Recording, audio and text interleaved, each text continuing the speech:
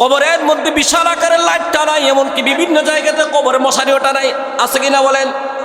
আল্লাহর হাবিব সাল্লাল্লাহু আলাইহি ওয়াসাল্লাম বলেন, আস-সালাতু নূরুন ফিল কবর। কবরে একমাত্র যে অন্ধকার দূর করার একমাত্র মাধ্যম সেটা হলো দুনিয়ার নামাজ। যে নামাজের পাবন্দি করবে তার জন্য আল্লাহ পাক রব্বুল আলামিন কবরের অন্ধকার দূর করে দিবেন। আমরা যে তাবলীগে পড়ি ফাজাইলা আমল, ফাজাইলা আমলের মধ্যে একটা কথা বলেন, বেনামাজি বান্দার জন্য আল্লাহ পাক রব্বুল আলামিন 14টা শাস্তি রেখেছেন। বলেন কয়টা? সবাই বলেন কয়টা? 14টা শাস্তি আল্লাহ পাক রব্বুল আলামিন বেনামাজির জন্য রেখেছেন। এই 14টা শাস্তিকে 4 ভাগে বিভক্ত করেন। 1 নাম্বার, বেনামাজি বান্দা দুনিয়ার মধ্যে তাকে 5টি শাস্তি প্রদান করবেন। 5টি শাস্তি দুনিয়ার মধ্যে বেনামাজি পাইবেন। ফাজাইলা আমলের কথা, 5টি শাস্তি দুনিয়ার মধ্যে পাইবেন।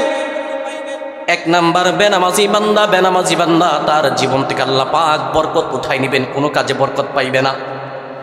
মাসে লাখো টাকা ইনকাম করবে, রুজি করবে, কামাইবে, মাস শেষে টাকার মধ্যে কোনো হিসাব পাইবে না, বরকত পাইবে না। যে কাজ করবে সেই কাজের মধ্যে বরকত পাইবে না, বরকত হারা হয়ে যাইবে, শূন্য হয়ে যাইবে। 2 নাম্বার, দুনিয়ার মধ্যে 5 শাস্তি। 2 নাম্বার শাস্তি হইল চেহারার মধ্যে ভালো মানুষের যে একটা আচরণ দেখা যায়, নামাজ পড়নেওয়ালা একজন মানুষ যদিও দেখতে কালো হয় কিন্তু চেহারার মধ্যে একটা নূর থাকে, নূর। বেনামাজি দেখতে যত ফক ফক সুন্দরী হোক না কেন, তার চেহারার মধ্যে সেই নূরটা থাকে না। এটা হলো 2 নাম্বার শাস্তি। 3 নাম্বার হইলে বেনামাজির কোনো দোয়া আল্লাহ পাক রব্বুল আলামিন কবুল করবেন না। বেনামাজির কোনো আমল আল্লাহ তাআলা কবুল করবেন না। 5 নাম্বার, বেনামাজি নেককার বান্দার দোয়া থেকে মাহরুম হইবেন। এই হলো বেনামাজি বান্দার দুনিয়ার মধ্যে 5টা শাস্তি। বেনামাজি মরণের সময় 3টা শাস্তি এমন ভোগ করবে। 1 নাম্বার বলেন, বেনামাজি ইন্তেকালের সময়, মরণের সময় 3টা শাস্তি, 3টা আযাবের সম্মুখীন হইবেন। 1 নাম্বার, বেনামাজি মরণের সময় বেইজ্জতি হয়ে, লাঞ্ছিত হয়ে, অপমানিত মারা যাইবেন। যতদিন অপমানিত না হইবে বেনামাজি ততদিন মরবে না। বেনামাজি এমন অপমানিত হইবে, বছরের পর বিছানার মধ্যে পড়ে আছে, ঘরের মানুষ, পাড়ার মানুষ, এলাকার মানুষ কেউ খবরই নেয় না। মাসের পর মাস, বছরের পর বছর বিছানার মধ্যে পড়ে আছে। মানুষ সেবা করতে করতে পর্যন্ত তার উপর বিরক্ত পর্যন্ত হয়ে যায়। আজকে এমন বলেন আল্লাহ, এই যে বেনামাজি 3টা শাস্তি মরণের সময়, যে সে অপমানিত হয়ে, লাঞ্ছিত হয়ে দুনিয়া থেকে মারা যায়। 2 নাম্বার শাস্তি হইল মরণের সময় বেনামাজি বান্দা ক্ষুধার্ত অবস্থায়, প্রচন্ড ক্ষুধা তার থাকবে, ক্ষুধার্ত অবস্থায় মারা যাইবে। 3 নাম্বার, বেনামাজির মরণের সময় 3 নাম্বার শাস্তি, বেনামাজি পিপাসার্ত অবস্থায় মারা যাইবে। প্রচুর পরিমাণ পিপাসা থাকবে, এমন গোটা দুনিয়ার পানিও যদি তার ভিতরে ঢেলে দেওয়া হয় তারপরেও তার মুখের পিপাসা মিটবে না। এই হলো 8টা শাস্তি বেনামাজি।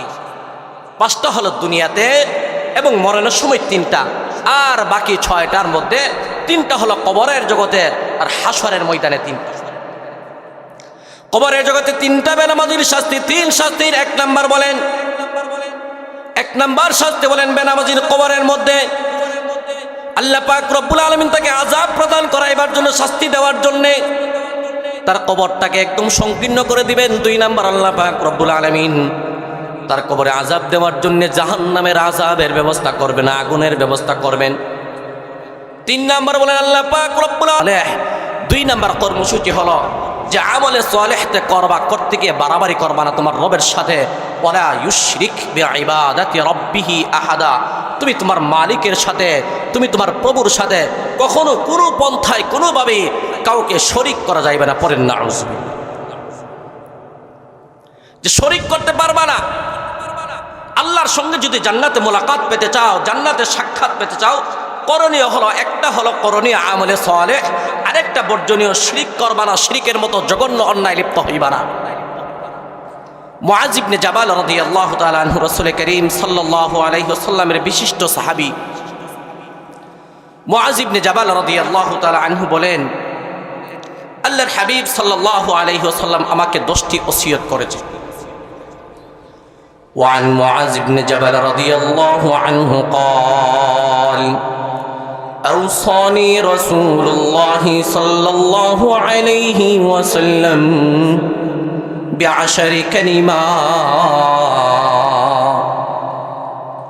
মুআজ ইবনে জাবাল বলেন, আল্লাহর হাবিব সাল্লাল্লাহু আলাইহি ওয়াসাল্লাম আমাকে 10টি ওসিয়ত করেছেন। এক নাম্বার বলেন, মুআজ লা তুশরিক বিল্লাহি শাইআ ওয়া ইন কুতিলতা ওয়া হুররিকতা। এ মুআজ, তুমি তোমার মালিকের সঙ্গে, তোমার প্রভুর সঙ্গে কাউকে শরীক করবা না, অংশীদার করবা না, যদিও তোমাকে মেরে ফেলা হয়।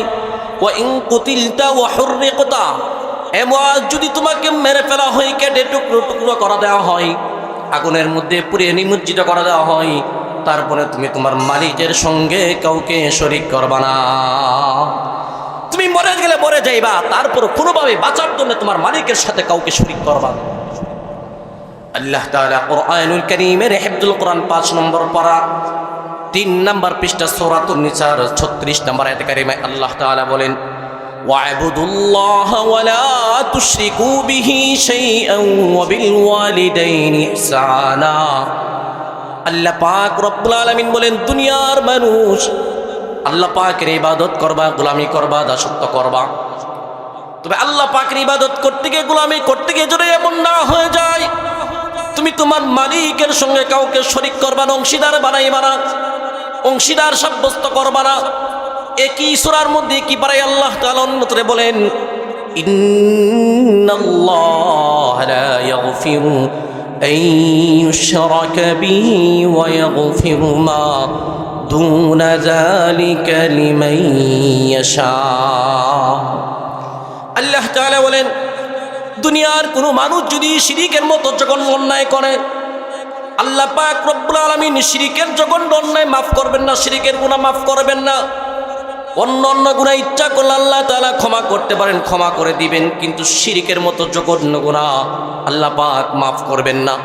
রাসূল করিম সাল্লাল্লাহু আলাইহি সাল্লাম বলেন, সিনতানে মুজিবাতান। আল্লাহর হাবিব বলেন, দুইটা জিনিসকে ওয়াজিব করে দেই, আবশ্যক করে দেই, বাধ্য করে দেই।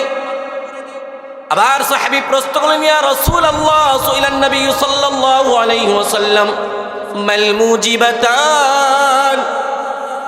ইয়া রাসূলুল্লাহ, কি এমন দুই জিনিস একটার জন্য বাধ্য করে দেই? হাদিসের পরের অংশের মধ্যে আল্লাহর রাসূল বলেন, মান মাতা লা ইউশরিক বিল্লাহি শাইআ দাখালাল জান্নাহ। আল্লাহর হাবিব সাল্লাল্লাহু আলাইহি ওয়াসাল্লাম বলেন, আল্লাহর কোনো বান্দা যদি আল্লাহ পাকের সঙ্গে যদি শরীক না করে দুনিয়া থেকে বিদায় নিয়ে চলা যায়, ওই বান্দা যার পরকালে জান্নাতের মেহমান হয়ে যাইবে। সুবহানাল্লাহ। আল্লাহর হাবিব বলেন, হাদিসের পরংশের মধ্যে বলেন, ওয়া মান মাতা ইউশরিক বিল্লাহি শাইআন দাখালাল নার।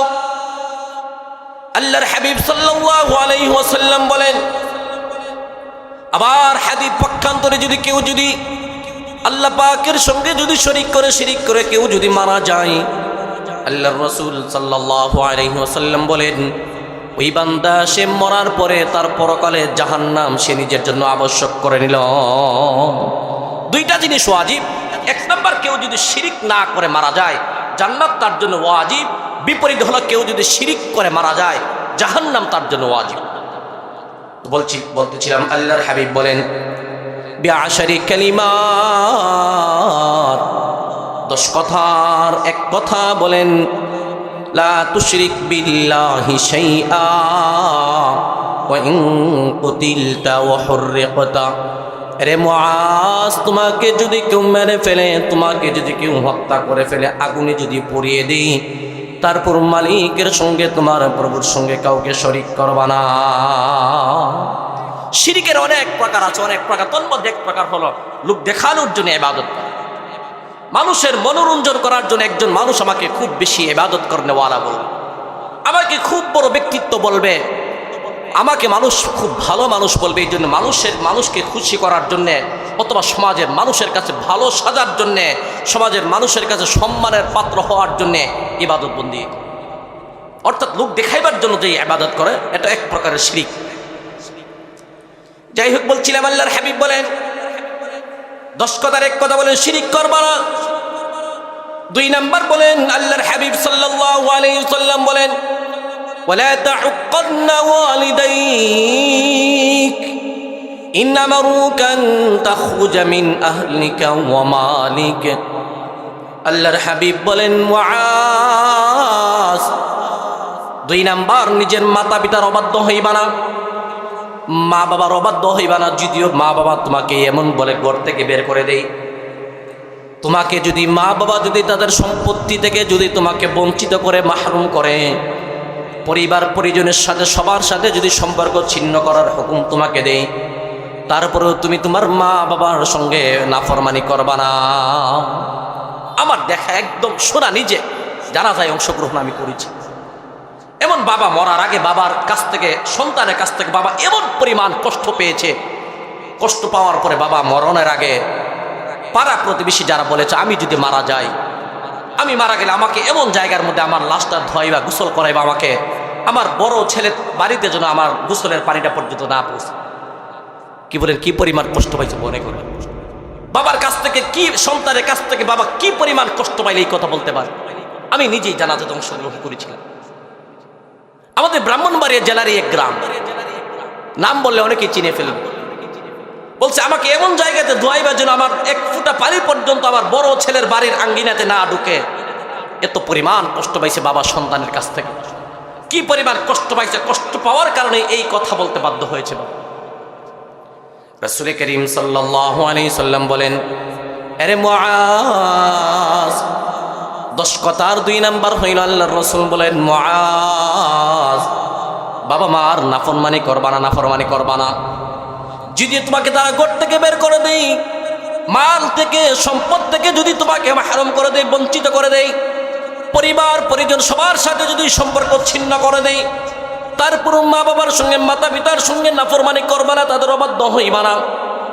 আল্লাহ তাআলা কুরআনুল কারীমের একাধিক জায়গার মধ্যে বলেন, আল্লাহ তাআলা বলেন, ওয়াসাইনাল ইনসানা বিওয়ালিদাইহি ইহসানা। আবার অন্য জায়গার মধ্যে বলেন, ওয়াসাইনাল ইনসানা বিওয়ালিদাইহি হুসনা। আবার সূরা লুকমানের মধ্যে আল্লাহ পাক রব্বুল আলামিন একইভাবে বলেন, ওয়াসাইনাল ইনসানা বিওয়ালিদাইহি। আল্লাহ পাক রব্বুল আলামিন বলেন, সহজ বোঝার জন্য আমরা যারা বাবা হইছে আমরা বুঝি, আমরা আমাদের সন্তানদেরকে কি পরিমাণ মহব্বত করি সেটা আমরা বুঝি। ওয়াজ নসিহত করে একটা বোঝাইবার কোনো বিষয় না, বুঝতে হয় না। কি পরিমাণ মহব্বত করি, মায়া করি, সন্তানের চেহারাটা দেখার জন্য ছটফট করি। ছেলে দূর প্রবাসে থাকে, বাবা দূর প্রবাসে থাকে, প্রবাস থেকে শুনেছে সন্তান হয়েছে, নবজাতক শিশু জন্মগ্রহণ করেছে, সন্তানের চেহারা দেখার জন্য বাবা ছটফট করতেছে, সন্তানকে দেখার জন্যে। আমরা যেমন আমাদের সন্তানের জন্য এত পরিমাণ মায়া মহব্বত করি, ঠিক ভাই আমার আপনার মা বাবা আমার আপনার জন্য এমন পরিমাণ তার মায়া মহব্বত করেছে। আমি আপনি যেমন নিজে না খেয়ে সন্তানের খানার জন্য চিন্তা ভাবনা করি, সন্তানের খানার জন্য ফিকির করি, আমি আপনি না খেয়ে সন্তানের খানার জন্য, আমি আপনি ভালো না পড়ে সন্তানকে ভালো পড়াইবার জন্য ফিকির করি, চিন্তা ভাবনা করি। ঠিক তেমনি ভাবে আমার আপনার মা বাবাও এমনভাবে আমার আপনার জন্য এমন চিন্তা ফিকির করেছে। মুআজ ইবনে জাবাল বলেন, আল্লাহর রাসূল 10 ওসিয়ত করেন, তার মধ্যে 2 নাম্বার গেল এটা।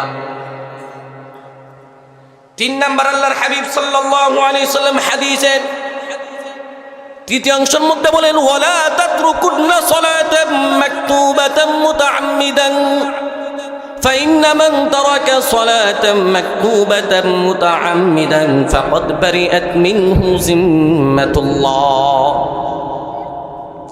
3 নাম্বার আল্লাহর হাবিব বলেন, এ মুআজ, নামাজ ছাড়বা না, নামাজ তরক করবা না, ইচ্ছাকৃতভাবে নামাজ ছেড়ে দিবা না। কারণ হাদিসের পরের অংশ আল্লাহর হাবিব বলেন, নামাজ যারা ইচ্ছাকৃতভাবে ছেড়ে দেয়, ইচ্ছা করলে নামাজ পড়তে পারে, তারপরে পড়ে না, আল্লাহর রাসূল বলেন তারা আল্লাহর জিম্মা থেকে বের হয়েছে, নাউযুবিল্লাহ। আল্লাহর হাবিব হাদিসে বলেন, আসসালাতু নূরুন ফিল কবর। একটা মানুষ যখন মারা যায়, একটা মানুষ যখন দুনিয়া থেকে বিদায় নিয়ে চলে যায়, প্রথম ঘাঁটি হলো তার কবরের ঘাঁটি। প্রথমেই কবরের ঘাঁটি। একটা মানুষকে যখন দাফন করে, আমাদের একজন উস্তাদ ছিলেন, আজকে যিনি প্রধান অতিথির আসন অলঙ্কৃত করবেন, মুফতি সিদবাতুল্লাহ নূর হাফিজাহুল্লাহ, ওনার বড় ভাই ছিলেন আল্লামা মুফতি বেলায়েতুল্লাহ নূর রহমতুল্লাহি আলাইহি। উনি আমাদেরকে তিরমিজি শরীফ পড়াইতেন। পড়ানোর সময় বলল, আচ্ছা কবরের আযাব যে সত্য, এটা তো পরের বিষয়, কবরের মধ্যে দেওয়ার পরে কি পরিমাণ আযাব হবে এটা তো অনেক পরের বিষয়। আচ্ছা প্রথমে দেখো, একটা মানুষকে যখন কবরে রেখে দেওয়া হবে তার মধ্যে 3টা অন্ধকার চলে আসবে। 3টা অন্ধকার চলে আসলে এই অন্ধকারটা যে নেমে আসবে, একটা মানুষ আযাব পাওয়ার জন্য কবরের অন্ধকারটাই যথেষ্ট, ঠিক কিনা বলেন? অন্য অন্য সাপ বিচ্ছু তো আছেই, এই যে একটা অন্ধকার নেমে আসবে কবরে, এই অন্ধকারটাই একটা মানুষকে আযাব দেওয়ার জন্য যথেষ্ট। আল্লাহর হাবিব বলেন, আসসালাতু নূরুন ফিল কবর, দুনিয়ার মধ্যে যে মানুষ নামাজি, নামাজওয়ালা, যে নামাজ পড়বে, যে বান্দা নামাজের পাবন্দি করবে, আল্লাহর হাবিব সাল্লাল্লাহু আলাইহি ওয়াসাল্লাম বলেন, ওই বান্দার জন্য আল্লাহ পাক রব্বুল আলামিন তার কবরের অন্ধকার দূর করে আলোর ব্যবস্থা করে দিবেন। সুবহানাল্লাহ। আমরা দেখি অনেক জায়গায় কবরের মধ্যে বিশাল আকারের লাইট টানাই, এমনকি বিভিন্ন জায়গাতে কবরে মশারিও টানাই, আছে কিনা বলেন? আল্লাহর হাবিব সাল্লাল্লাহু আলাইহি ওয়াসাল্লাম বলেন, আসসালাতু নূরুন ফিল কবর, কবরে একমাত্র যে অন্ধকার দূর করার একমাত্র মাধ্যম সেটা হলো দুনিয়ার নামাজ। যে নামাজের পাবন্দি করবে তার জন্য আল্লাহ পাক রব্বুল আলামিন কবরের অন্ধকার দূর করে দিবেন। আমরা যে তাবলীগে পড়ি ফাজাইলা আমল, ফাজাইলা আমলের মধ্যে একটা কথা বলেন, বেনামাজি বান্দার জন্য আল্লাহ পাক রব্বুল আলামিন 14টা শাস্তি রেখেছেন। বলেন কয়টা? সবাই বলেন কয়টা? 14টা শাস্তি আল্লাহ পাক রব্বুল আলামিন বেনামাজির জন্য রেখেছেন। এই 14টা শাস্তিকে 4 ভাগে বিভক্ত করেন। 1 নাম্বার, বেনামাজি বান্দা দুনিয়ার মধ্যে তাকে 5টি শাস্তি প্রদান করবেন। 5টি শাস্তি দুনিয়ার মধ্যে বেনামাজি পাইবেন। ফাজাইলা আমলের কথা, 5টি শাস্তি দুনিয়ার মধ্যে পাইবেন। 1 নাম্বার, বেনামাজি বান্দা তার জীবন থেকে আল্লাহ পাক বরকত উঠাই নিবেন, কোনো কাজে বরকত পাইবে না। মাসে লাখো টাকা ইনকাম করবে, রুজি করবে, কামাইবে, মাস শেষে টাকার মধ্যে কোনো হিসাব পাইবে না, বরকত পাইবে না। যে কাজ করবে সেই কাজের মধ্যে বরকত পাইবে না, বরকত হারা হয়ে যাইবে, শূন্য হয়ে যাইবে। 2 নাম্বার, দুনিয়ার মধ্যে 5 শাস্তি। 2 নাম্বার শাস্তি হইল চেহারার মধ্যে ভালো মানুষের যে একটা আচরণ দেখা যায়, নামাজ পড়নেওয়ালা একজন মানুষ যদিও দেখতে কালো হয় কিন্তু চেহারার মধ্যে একটা নূর থাকে, নূর। বেনামাজি দেখতে যত ফক ফক সুন্দরী হোক না কেন, তার চেহারার মধ্যে সেই নূরটা থাকে না। এটা হলো 2 নাম্বার শাস্তি। 3 নাম্বার হইল বেনামাজির কোনো দোয়া আল্লাহ পাক রব্বুল আলামিন কবুল করবেন না। বেনামাজির কোনো আমল আল্লাহ তাআলা কবুল করবেন না। 5 নাম্বার, বেনামাজি নেককার বান্দার দোয়া থেকে মাহরুম হইবেন। এই হলো বেনামাজি বান্দার দুনিয়ার মধ্যে 5টা শাস্তি। বেনামাজি মরণের সময় 3টা শাস্তি এমন ভোগ করবে। 1 নাম্বার বলেন, বেনামাজি ইন্তেকালের সময়, মরণের সময় 3টা শাস্তি, 3টা আযাবের সম্মুখীন হইবেন। 1 নাম্বার, বেনামাজি মরণের সময় বেইজ্জতি হয়ে, লাঞ্ছিত হয়ে, অপমানিত মারা যাইবেন। যতদিন অপমানিত না হইবে বেনামাজি ততদিন মরবে না। বেনামাজি এমন অপমানিত হইবে, বছরের পর বিছানার মধ্যে পড়ে আছে, ঘরের মানুষ, পাড়ার মানুষ, এলাকার মানুষ কেউ খবরই নেয় না। মাসের পর মাস, বছরের পর বছর বিছানার মধ্যে পড়ে আছে, মানুষ সেবা করতে করতে পর্যন্ত তার উপর বিরক্ত পর্যন্ত হয়ে যায়। আজকে এমন বলেন আল্লাহ, এই যে বেনামাজি 3টা শাস্তি মরণের সময়, যে সে অপমানিত হয়ে, লাঞ্ছিত হয়ে দুনিয়া থেকে মারা যায়। 2 নাম্বার শাস্তি হইল মরণের সময় বেনামাজি বান্দা ক্ষুধার্ত অবস্থায়, প্রচন্ড ক্ষুধা তার থাকবে, ক্ষুধার্ত অবস্থায় মারা যাইবে। 3 নাম্বার, বেনামাজির মরণের সময় 3 নাম্বার শাস্তি, বেনামাজি পিপাসার্ত অবস্থায় মারা যাইবে। প্রচুর পরিমাণ পিপাসা থাকবে, এমন গোটা দুনিয়ার পানিও যদি তার ভিতরে ঢেলে দেওয়া হয় তারপরেও তার মুখের পিপাসা মিটবে না। এই হলো 8টা শাস্তি বেনামাজি। 5টা হলো দুনিয়াতে এবং মরণের সময় 3টা, আর বাকি 6টার মধ্যে 3টা হলো কবরের জগতে আর হাসরের ময়দানে 3টা। কবরের জগতে 3টা বেনামাজির শাস্তি। 3 শাস্তির 1 নাম্বার বলেন, 1 নাম্বার শাস্তি বলেন বেনামাজির কবরের মধ্যে আল্লাহ পাক রব্বুল আলামিন তাকে আযাব প্রদান করাইবার জন্য, শাস্তি দেওয়ার জন্য তার কবরটাকে একদম সংকীর্ণ করে দিবেন। 2 নাম্বার, আল্লাহ পাক রব্বুল আলামিন তার কবরে আযাব দেওয়ার জন্য জাহান্নামের আযাবের ব্যবস্থা করবেন, আগুনের ব্যবস্থা করবেন।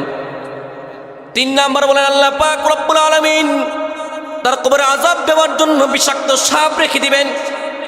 হাদিসের মধ্যে রাসূল করিম সাল্লাল্লাহু আলাইহি ওয়াসাল্লাম বলেন, লা ইউসাল্লাতু আলাল কাফিরি ফি কবরিহি 99 তিন্নিয়াম মিনহা তানহাসুহু ওয়া তালদাগুহু হাত্তা তাকুমুস সাআ লাউ আন্না তিন্নিয়াম মিনহা নাফাখা ফিল আরদি মা আমবাতাত খাজিরা। আল্লাহর হাবিব বলেন, আল্লাহ পাক রব্বুল আলামিন একজন বেঈমান কাফের মুশরিককে আযাব প্রদান করাইবার জন্য, আযাব দেওয়ার জন্য তার কবরের মধ্যে 99টি সাপ রেখে দিবেন। আল্লাহর হাবিব সাল্লাল্লাহু আলাইহি সাল্লাম বলেন, দুনিয়ার মানুষ তোমরা কি জানো সাপগুলোর কোন কীর্তন কেমন হবে? সাপগুলো, আল্লাহর রাসূল বলেন 99 সাপের প্রয়োজন নাই।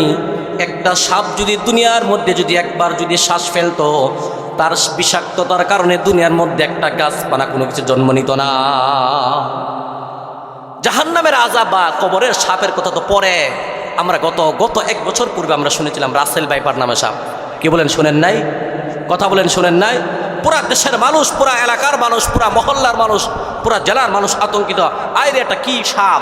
এই সাপ যেটা আমরা শুনেছি তার গুণ কীর্তন, যে এই সাপ যদি কোনো এলাকাতে প্রবেশ করে, এই সাপের নাকি এমন গুণ যে সাপ মানুষকে দেখা মাত্র সঙ্গে সঙ্গে সুবল মারবে, আর সুবল মারলে পুরা দেহের মধ্যে একদম বিষক্রিয়া ছড়িয়ে পড়বে। কি বলেন, শোনেন নাই?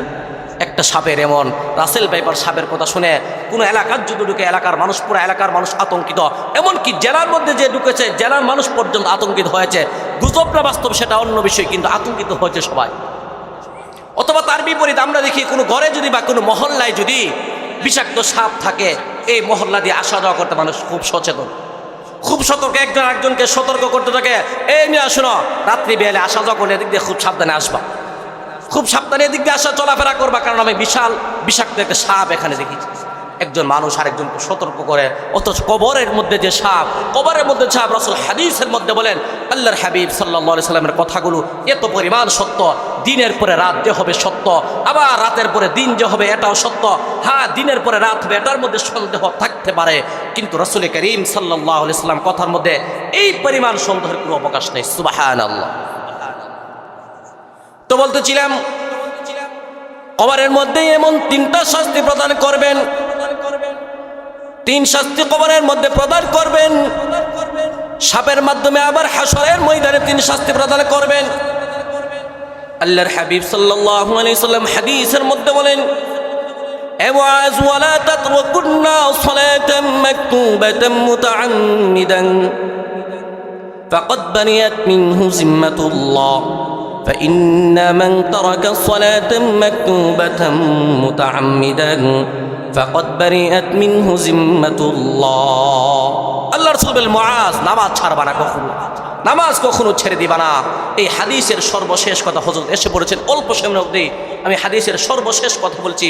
আল্লাহ রাসূল বলেন, ওয়ালা তারফা আনহুম আসাকা আদাবান, এ মুআজ নিজের সন্তানদেরকে আদব শিক্ষা দেওয়ার জন্য বেত উঠাইবা না, বেত উঠাইবা না। নিজের সন্তানদেরকে আদব কায়দা শিক্ষা দেওয়ার জন্য আদব লেহান শিক্ষা দিবা নিজের ছেলে মেয়েদেরকে, সন্তানদেরকে। আল্লাহ রাসূল সাল্লাল্লাহু আলাইহি সাল্লাম এই হাদিসের সর্বশেষ কথা আল্লাহর হাবিব সাল্লাল্লাহু আলাইহি সাল্লাম বলেন, ওয়াখিফহুম ফিল্লাহ, আল্লাহ তাআলার ভয় ভীতি শিখাইবা, আল্লাহ তাআলার ভয় সন্তানদের অন্তরে সঞ্চার করবা, সন্তানদেরকে শিখাইবা। আল্লাহ রাসূল বলেন, আলা কুল্লুকুম রাঈ ওয়া কুল্লুকুম মাসউলুন আন রাঈয়াতি, এ দুনিয়ার মানুষ তোমরা সবাই যার যার জায়গা থেকে প্রত্যেকেই একজন অভিভাবক, বিচারক। সবাইকে, আমি যদি আমার সন্তানের অভিভাবক হয়ে থাকি, আমার সন্তানের ব্যাপারে আল্লাহ তাআলার দরবারে জবাবদিহিতা করতে হবে, জিজ্ঞাসিত হবে। আল্লাহ রাসূল সাল্লাল্লাহু আলাইহি সাল্লাম যে কথাগুলো বলেছেন, বা আমরা এইখানে যে কথাগুলো বললাম, আল্লাহ তাআলা আমাদের প্রত্যেককে এই উপরন্তু প্রতিটা কথা বোঝা এবং আমলের তৌফিক দান করেন। সকলে পড়ি আমিন। আমাদের মাঝে এসেছেন আজকের মাহফিলের প্রধান আল্লামা মুফতি সিবগাতুল্লাহ নূর হাফিজাহুল্লাহ। আল্লাহ তাআলা হযরতে হায়াতে বরকত দান করেন। সকলে পড়ি আমিন। নারায়ে তাকবীর।